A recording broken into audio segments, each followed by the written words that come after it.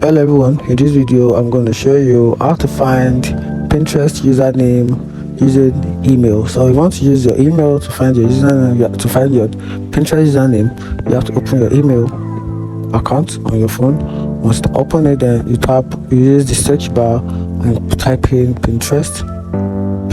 Then you're going to find the list of inbox that you received from Pinterest. But you can see mine is just 4. I just cleared my username recently. So we're just going to tap on any one of these to see if I can get my username. So you can see this from here, wallpaper for Neymar Media. So actually this is my username right there. That's my username up here, which is Neymar Media. Actually Pinterest sent a couple of wallpapers to my email and they added my name to it. So that's it. If you find the video helpful, like and follow for more. Thank you.